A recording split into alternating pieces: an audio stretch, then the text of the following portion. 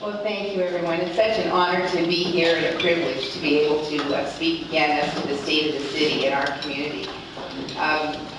Congressman Minnick, I think, was right on in giving us the 30,000-foot view of what the economy is like and the seriousness of the situation for our country and our world. Certainly there are some local implications of that as well, and I'll speak to the scales of economics. With due respect to the Congressman, I want to correct him on one matter. He was talking about infrastructure enhancements and some of the businesses that might pop up around intersections.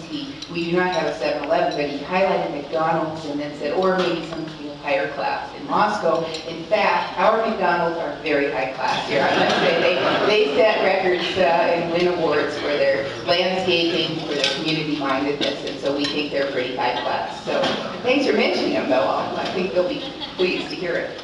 I want to thank you all for your interest in the state of the city in 2009. I'd like to reiterate the thanks to Smoky Mountain Pizza and Wheatberry's Bake Shop and the PCEI Plate Project for today's lunch. I want to thank Heart of the Arts and Jenny Sheneman for the use of this beautiful space. This is our newly revitalized community center and continuing to grow and improve, so we're really appreciative of those things.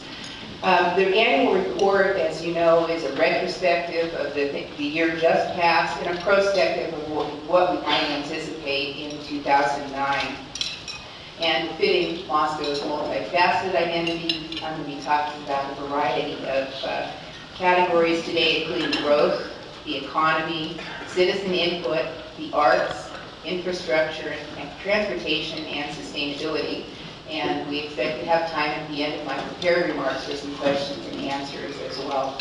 We'll have the prepared remarks available as printed copies over on the counter over here by the silver sliding door, and we'll also have them posted on the city's homepage.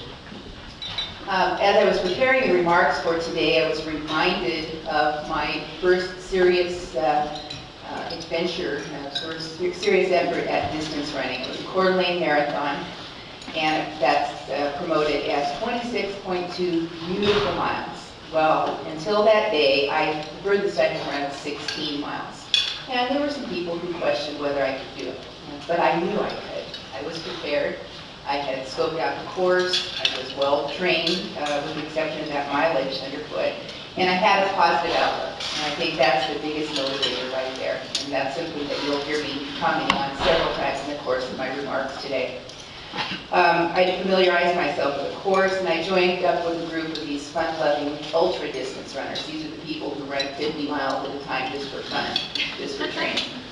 And so they kept me kind of distracted. They were pointing out the scenery and cracking jokes and keeping me focused on the positives. And I think that also was really important, especially in such a physically and mentally demanding endeavor as a marathon. So I didn't go out too fast. I ran within myself. I knew my capabilities, and I was focused. But I was distracted. I kept hearing this slap, slap, slap behind me, and then whoosh, this little gangly teenage boy just blows by me. Terrible blow to my ego. And so I plod along, and pretty soon I see him, and I gradually gain on him, and I eventually pass him. And then a little while later, the same thing happened again. Whoosh, this kid goes by, and I'm just wondering what's going on. A little while later, again, I came upon him. This time he's reclining against a fire hydrant. He's absolutely deflated. He's still alive, but he's not going too far. And we didn't see him again that day. He was not at the finisher celebration.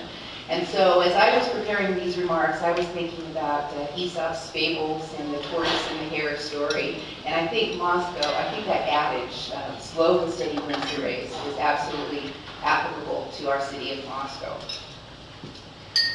Growth in Moscow falls into the category, in part because of our geographic isolation, although the virtual technology connects us to the world.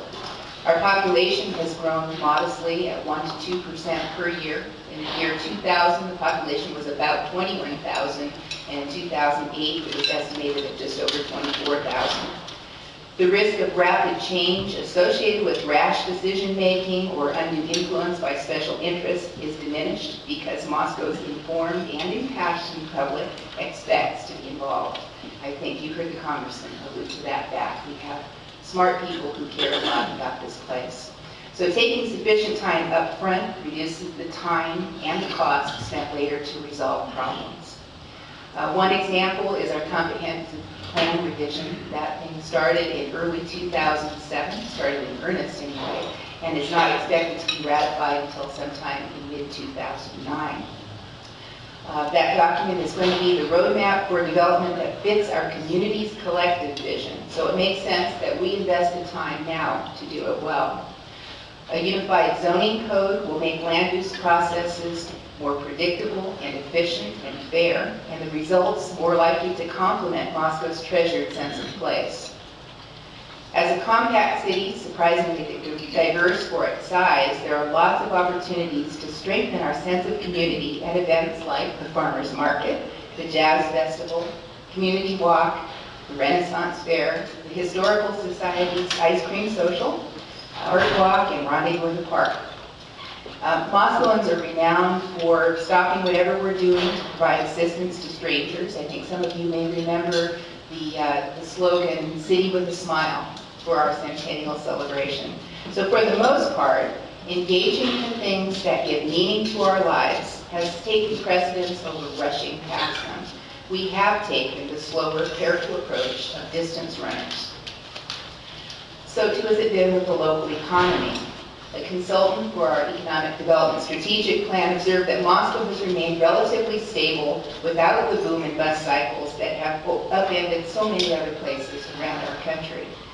According to the Gale Byers real estate site, although the number of single-family homes sold in Moscow in 2008 was less than in 2007, the average price remained strong at $214,471, compared to $222,000 in 2007 and a little over $212,000 in 2006.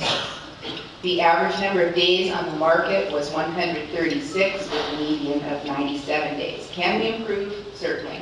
But Moscow has a sturdy foundation to build upon. In 2008, the city inspected and permitted $27 million in construction, including $10 million in commercial building. Moscow has attracted several new businesses, among them Walgreens, Sherry's, Smoky Mountain Pizza, who's here today, a medical complex, Mix, Panhandle Artisan Bakery, and the new Gambinos. We just hired Travis Carey as the Economic Development Coordinator and Director of the Urban Renewal Agency.